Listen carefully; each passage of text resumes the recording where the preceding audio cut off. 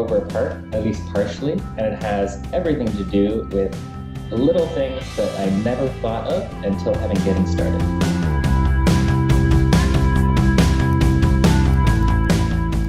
ROVer's kind of taught me a life lesson, and that's what I wanted to touch on today. You've heard me speak about the tires and the foam padding, wires getting caught in the gears. I've discovered lots of things along the way things that I never would have thought of when trying to plan ROVer at the outset. When I started the project, I approached it from the basis similarly to how I approach all sorts of things in life, which is I plan. And I tried to sketch out kind of how I wanted things to go and what I wanted him to be able to do. Remember me showing you this? This was one of my very first purchases. When I was planning on what ROVer should be able to do, one of the very first things I wanted him to do was be able to grab something. I didn't understand how complicated that would be in the end and how long it would take me before I would actually be ready to do something like that. I'm still not ready. ROVer's not ready. The list of things that I didn't think of is far greater than the list of things that I did think of. I'll talk about a few of those things to summarize. As an example, the general message is the importance of getting started.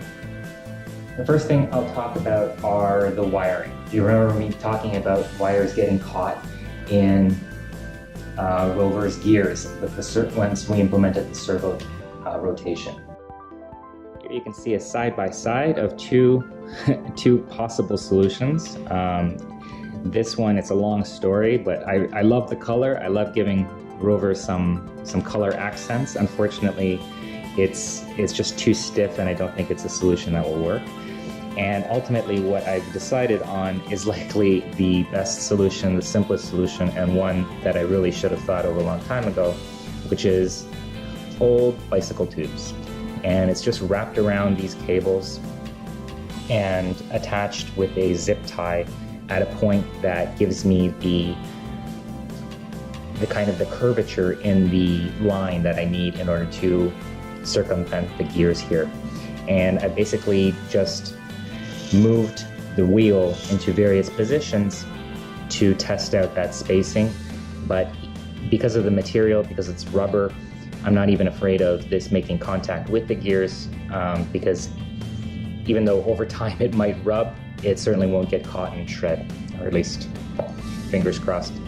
The other thing I wanted to talk about was the chassis design in general. So I spent a lot of time and effort on creating this based on a lot of inspiration. These aren't unique ideas. It's a unique implementation of ideas that I've taken from elsewhere, NASA included. I'll include those links down below if I can dig them up again. But the difficulty of getting everything to line up and to actually perform the way I wanted to. I'm not an engineer by any means, so I've run into all sorts of complications on just making things work that I just assumed would work.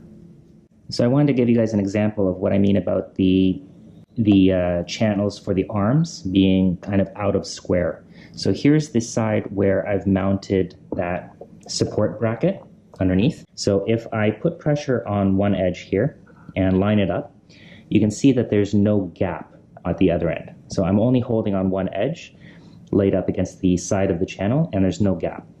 If we move over to the other side, and I do the same process, which is lay the Lexan board firmly against one edge, trying to use the sunlight to our advantage here.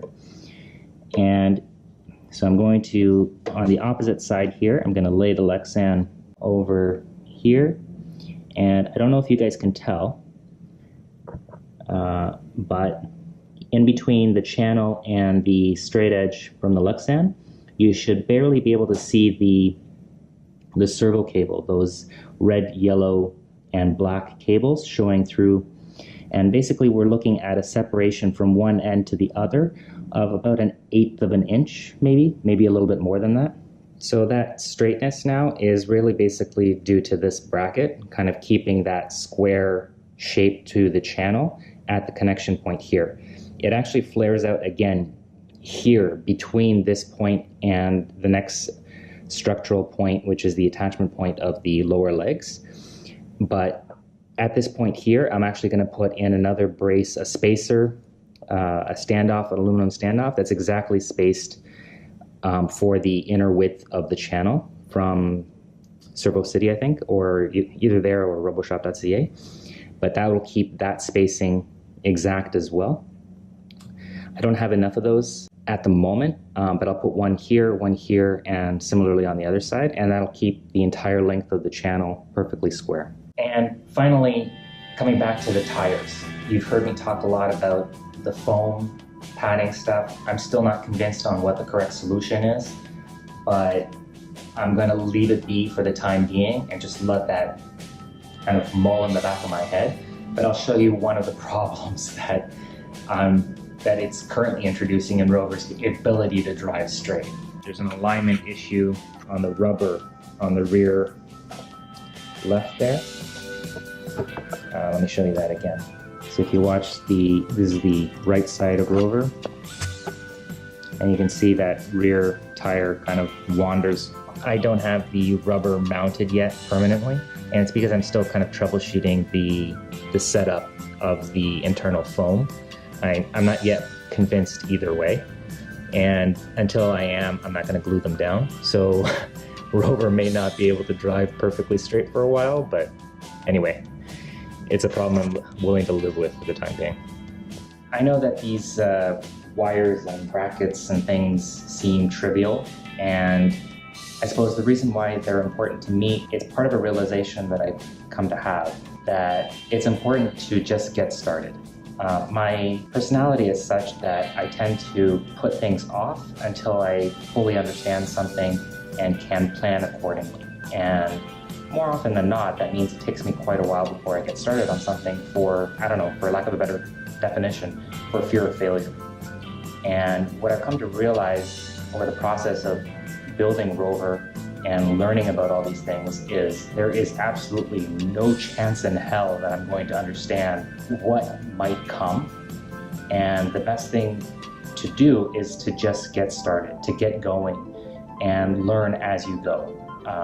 It's come about for me time and time again, and I'm sure it's just going to come again. It's a very difficult process for me to do something without fully understanding and risking that failure. But time and again, I failed, I've overcome, and ROVer has benefited from the process. So if any of you out there are also kind of on the fence about trying something, doing something, whether it's robotics or anything else, just start. Take a baby step forward and go with the process, go with the flow, and it's a journey. Enjoy it.